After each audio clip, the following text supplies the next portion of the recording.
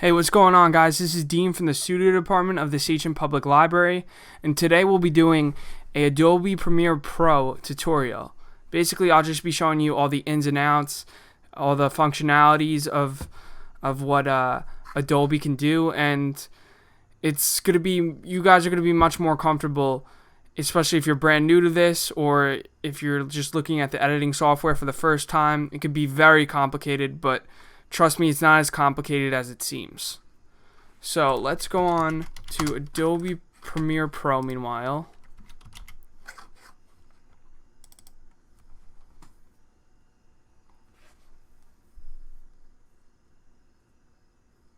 Just takes a second to load. And I have all these old projects, but we're going to start with a brand new one. We'll just call it Adobe Premiere Pro tutorial. And make sure when you browse, you put it in a nice spot.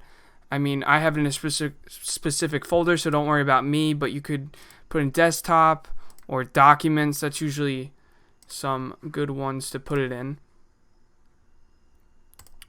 And what you want to do is right here, once it starts, you have import media to start. And that's really the key here, because you want to import the media you have. And let's go ahead and do that. So I have a clip that I'm ready to use. And there's two ways to do that. So as you see, I just went in, found my clip, and dropped it. So there's another way you could do it. I think that's the easiest way. But you could go here, find your clip. As it's right there, just press open, and it's right there. So what you want to do here is, now that you have your clip, this is kind of, we didn't really start anything, you're getting your clips ready to put in. Because what you want to do here, as it says drop media here to create sequence, you want to create a sequence. So you could go here, you could hover over it, and as you hover left to right, it will play the video, which is pretty cool. Now if you click on it, you could even do that and see it left to right. Now what you want to do is you want to double click it. You want to double click it and you get your source right here. So let's just say I don't really like the beginning part of this. I like it right around here. So you can press right here I, and that is where the whole thing will go. Let's basically cut out this piece right here. And just say you like it to end right around here. You can press O, and now that's all it will play. It won't play the left, won't play the right. So now you could drag it right here, and it will only play that one part, and it didn't have the left and the right. Now let's delete that, and there's another way you could do this. And let's just say you wanted all of it. You want to right click it, and you could do new sequence from clip. And it's all right here. So those are two of the ways you could do it. If you wanted all of it too, I'll show you that way as well. So let's just drag this here, and these red things could drag it more in or more out. You could do that, and this just drag it from here, and you got it. So as you can tell, you have the whole thing right there. The audio is not the best for this, so I'm just going to mute this. And now you have your whole video right there. And not make it too complicated and nothing too advanced. So, as you know that increases, decreases, as I just said. But now this tool is the razor tool. So let's just say you don't want this section up until here. You could click that, and now that cuts it. And now you could move it different spots. Or you also got to remember, once you click this tool, you got to click back on the selection tool. Selection tool basically moves everything. And now I could click this and delete it and just press the backspace button. But we'll go back. And now the type tool is pretty cool as well, because all you could do, it's great for headings right here.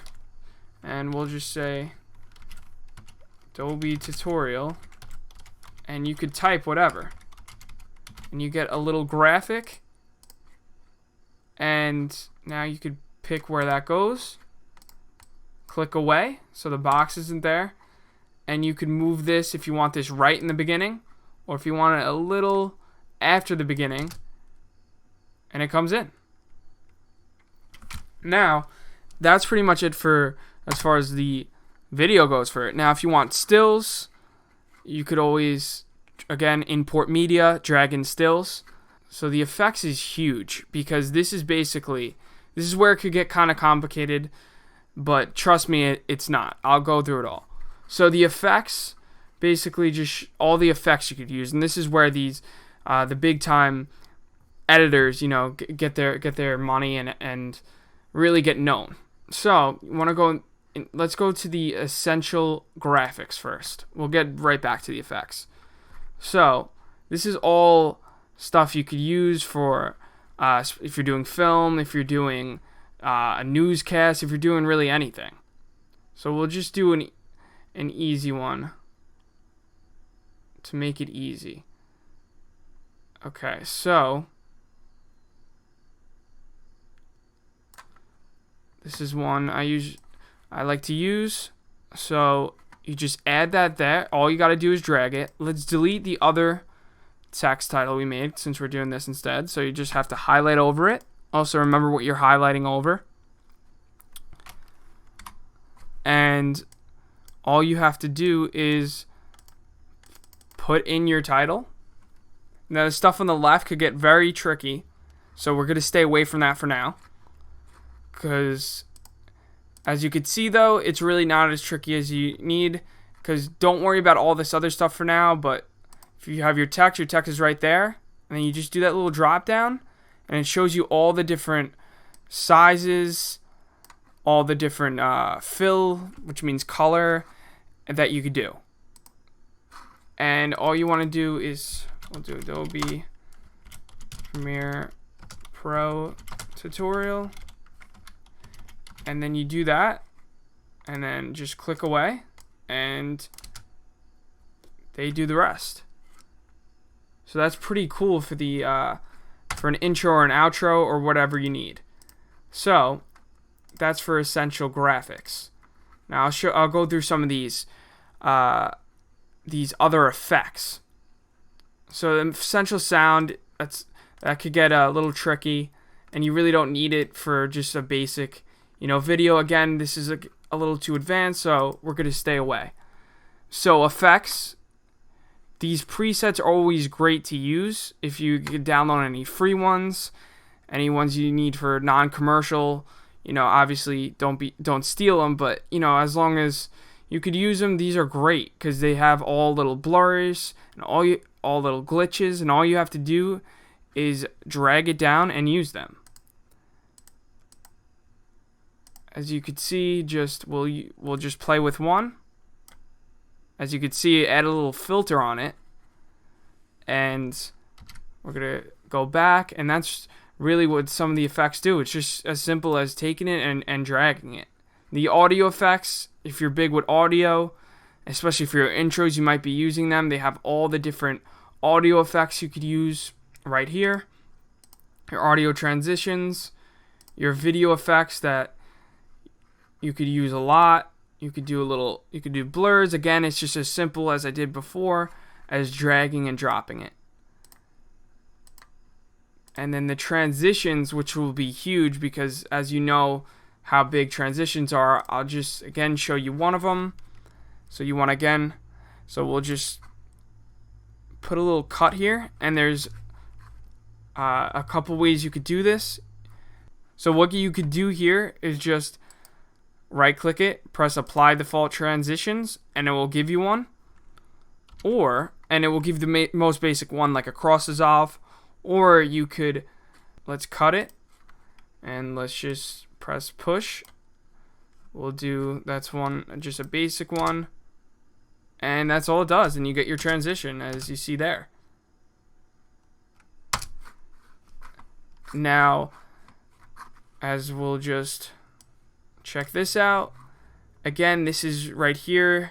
You look to left to right. This is your play button. This is your Your rewind button is your fast forward button. And over here is cool because you could switch from list view. Because if you let's say you just remember it by the name, or you could remember it by the icon, and you could switch that from icon to list. Now, the last thing I'll show here is just a couple different modes you could go from. So this is like the learning mode that some people like to stay in. So it shows you basically everything, and you can move from panel to panel. I like to stay in the editing mode, even right from when I began, because I could always, even if I want my effects, I could always just press my effects over here. And then I could always get them here. But with the editing, you have your source up here, so you could edit from here. You have your media that you imported over here, and you have actually what's going on up here. And then down here, you have all of your audio and your video. And that's pretty much it. Again, you want your effects over here, so anytime you use the effects.